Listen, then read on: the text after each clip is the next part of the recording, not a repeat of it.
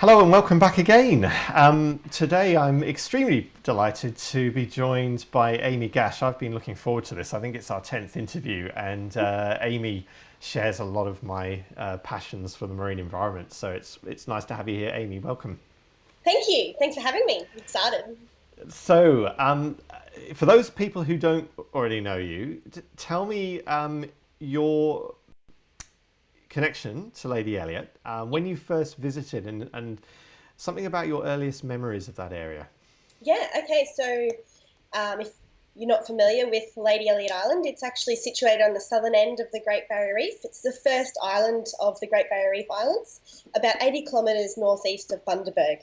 So the only mode of transport to get to the island is via aircraft. It's about an hour and a half flight from the Gold Coast and a 30-minute flight from Hervey Bay and Bundaberg.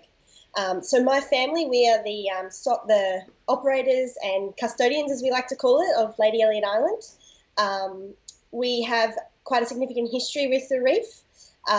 My dad used to fly day trippers to neighbouring island, Lady Musgrave Island, from about the mid 90s. So my first experience on the reef actually falls on Lady Musgrave Island, where I don't specifically remember, but I think I learned to snorkel there. We'd fly in on a seaplane and we'd head in there for the day and spend the day on the reef and fly back. We started working on Lady Elliot Island in the late 90s, supporting the leaseholder at the time with air charter services and day tours. And in 2005, we actually got the lease to run and operate the resort as a family business. And we now have about 120 staff between Gold Coast, Brisbane, Hervey Bay, and Bundaberg, and on Island as well. So, yeah, it's a thriving, good little business. How many years did your dad have his eye on the lease for the Oh, island? Though? 12 years. Yeah, he said he used to fly over Lady Elliot on his way to Lady Musgrave Island, and he used to look down and see an airstrip that went straight down the middle of Lady Elliot. And he used to think how fantastic it would be that he could fly people directly from the Gold Coast to the island and land on land rather than on water. So he'd been thinking about that for a long time. So yeah, And that's one of the things. So because you fly in from Hervey Bay as well, so it's actually really accessible, and I it think is. that's something Yeah, people don't realise, that you don't have to travel very far north of Sydney to be jumping on a plane. And yeah, that's correct. So you can get on a commercial flight with Virgin or Qantas or whoever, and you can fly out of Sydney, Melbourne, wherever you may be, into Hervey Bay, and then hop on our aircraft, which is Cessna Caravans and Twin Otters. So you can see the beautiful scenic flight there. Land on the runway. It's a pretty significant experience for a lot of people to land on the island, and then you get to step straight off and you're on the Great Barrier Reef. So it's really exciting. there's another aircraft right there, a Yeah, different sort of I know aircraft. it's up to an aircraft, Manta Ray, And 7 meters or in width, something like that. and of course that's one of the specialities of Lady Elliot Island as well, that makes it so That's right. amazing to visit. Um, it's yes, insane. The Southern Great Barrier Reef is got to be up there in one of the most beautiful places in the world. Um, we talked about snorkeling and diving. You can dive at Lady Elliot Island, but for most people, diving isn't the go-to thing. And in fact, even within our business, we find that even the most ardent divers like to snorkel, and many of them actually move into snorkeling later in life as well. Why do you tend to prefer snorkeling over diving? Yeah, I think I read in the bio you put up down the bottom there is because I'm a bit lazy, which, to be honest, is kind of true. So I prefer to just gear up in my snorkel, take my mask and fins, and swim straight off the beach behind me. You can see that's the lagoon. Yeah, I think it's the lagoon. And yeah, straight off the beach. So because Lady Elliot's so special, is it's a fringing reef. So the coral around it is actually straight off the beach. You don't have to get on a boat and head out and go out on the reef and stuff like that. But for me personally, yeah, I have my dive ticket. I have up to a rescue dive course completed, but I just I did that when I was younger, and yeah, I definitely prefer snorkeling just because I feel more free. I don't know. Yeah.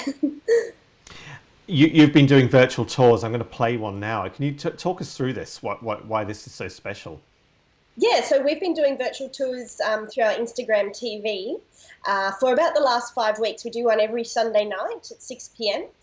This one here that you can see is a virtual snorkel in the lagoon with our master reef guides, Peter, Jacinta, and Jess. So what we're trying to do is keep everyone that's at home and social distancing and missing, there's so many people that would be on Lady Elliot right now if they could be, and take them virtually on a snorkel. And at the same time, provide a little bit of education about the reef.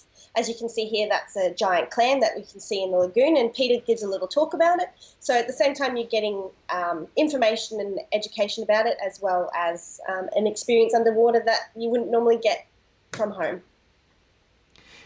With snorkeling, again, for some people it's a little bit scary. It might be the first time they've put their head underwater. I've been on some trips where we've had people, and really over a few days, will really become accustomed to that. Your guides, they take people through that process, get them comfortable, and turn them into experts, do they, within a few days? That's right, yeah. We've had people come out there that have never stuck their head in a mask and a snorkel and been in the water before. But our team are so confident in what they do, and they're fantastic teachers.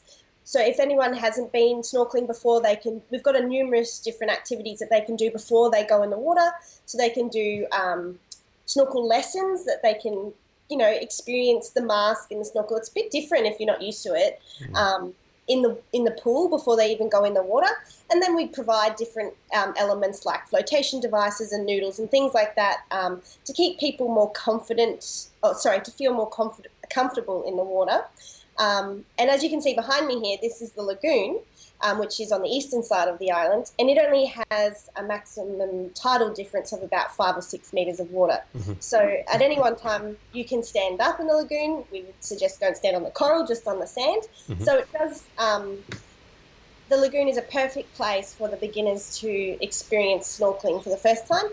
And then on the western side of the island, where you saw the Manta Rays at the beginning of the video, where the water drops off, from 6, 12, 24, 30 meters, where you get those different experiences with the megafauna like the manta rays, the migrating humpback whales, the larger turtles, the rays, larger fish, things like that. So having talked about how safe it is to snorkel, I'm feeling a bit guilty about asking you the next question now. So you'll have to provide a bit of context. Sure. But earlier this year, you had the fortune to work with Richard Fitzpatrick, and you have an increasingly famous animal named after you. Yes. I'm just going to play the video again. Will you just take us through what happened here? Sure. So this is actually Amy as well. Her name is Amy, named after me. She's a 3.5-meter tiger shark that we had swimming around the island for a couple of months for around the Christmas period. All of our guests know that, Lady Elliot Island is a low impact resort. People come to the island for encounters that you wouldn't get anywhere else in the world. And obviously sharks and things like that in the water is what you're expected to see when you're in their territory in the ocean. But we spoke to Richard, and we wanted to obviously find, from what he said, tagging tiger sharks is a fantastic way to grab behavioural information about where they travel, as well as it's a negative experience for the shark, so they're less likely to come in contact with snorkelers, and they would stay further away from the island. So he said that tagging them is a fantastic way to ensure the safety of everyone as well on the island. So he came out, and we spent a couple of days on the water, and we finally got to tag her, and they implanted her with an acoustic tag as well as a satellite tag. So you can actually follow her movements on reeftracks.org, I think it is, through the citizens of the Great Barrier Reef. There we go. That's it there. Yeah, so it's a fantastic site. So you can actually follow and see where she goes. And it turns out that we tagged the only tiger shark that probably lives on Lady Elliot Island. She doesn't travel very far. She probably doesn't go any further north than Lady Musgrave or any further south than Fraser Island. So it's pretty special, and it's fantastic education as well for our guests and our team and anyone else around the world, just to understand what they do and to appreciate the fact that you do have these larger sharks in the water where you're snorkeling, but it's just to be ensuring yourself that you're shark aware, and you take those precautions when you're snorkeling, always with a buddy, not at dawn and dusk, all those sorts of precautions as well, staying outside of murky waters and things like that. And we make sure that our guests are extremely educated on those things, and so they feel completely comfortable in the water. We touched on that yesterday between us, and both of us have a lot of time in the water and underwater. I've never been in any situation where I felt even slightly uncomfortable in the presence of a shark.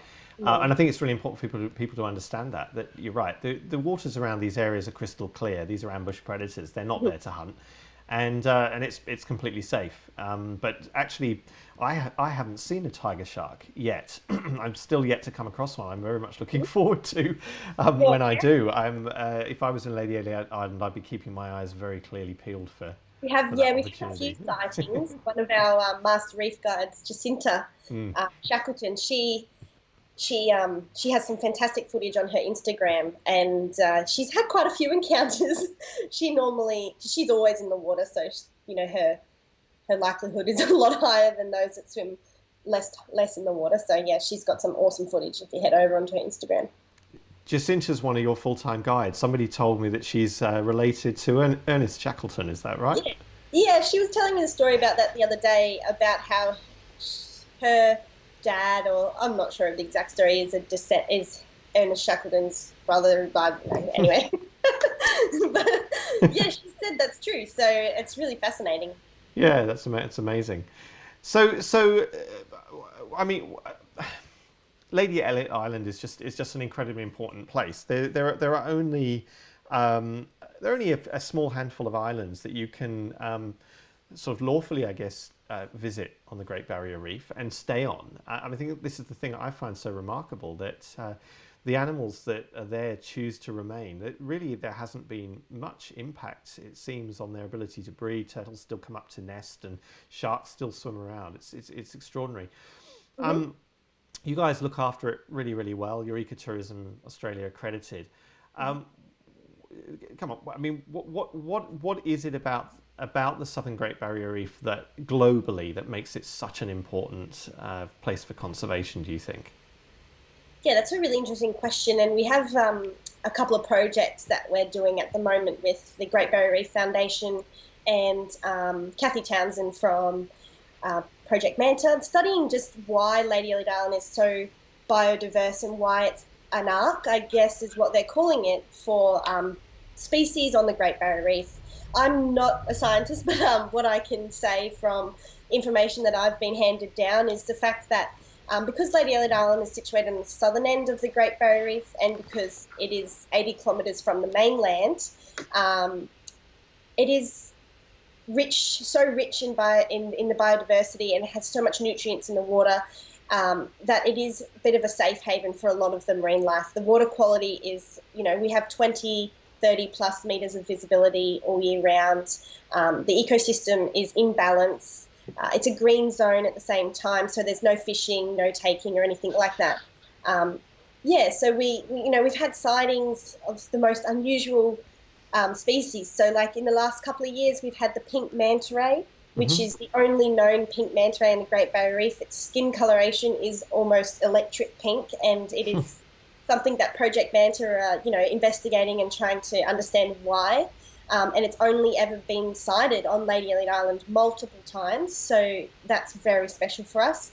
And in the last couple of weeks, we've had multiple sightings of an endangered ornate eagle ray, which is really special as well, because they're very rare and they're not often seen on the Great Barrier Reef. But when they are, it's really special, and places like James Cook University are actually studying where these ornate eagle rays are spotted, so they can kind of understand more about their behavioural movements, because they are endangered. But I guess because of what we are and what we do on Lady Elliot Island, we have capped visitor numbers. We only have a maximum of 150 overnight guests at any one time, and 100-day guests, and we never reach that capacity, especially for the day guests as well. So we have a very, very small impact on the island, and we ensure that everything that we do, we give back to the island as well. We're basically operating on 100% renewable energy, and since we've had no guests out on the island, we've probably, I think we've run 4 weeks now just off solar. So it's been very, very exciting for us to do that. And education is obviously as well so important for our guests. So we make sure that everyone understands about their impact on the island as well when they're out there, to ensure they don't stand on the coral, that they don't litter, and all those sorts of things. So so many. And hopefully take back some of that learning experience to home as well, and change some Exactly of their right. what they do there too. Yeah, Amy, exactly. it's been really, really nice to talk. Just, of course, a reminder to anyone listening to go on to Lady Elliot Island's website. Instagram, you'll find a number of virtual tours. And of course, visit.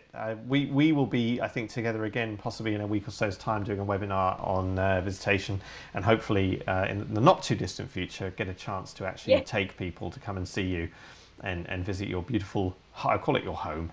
I think it's my probably home, reasonable my to second say. home. Yeah. All right. Well, Thank have a lovely you afternoon. so Thanks again much. for joining us. Thanks for having me. Cheers. Bye. Bye.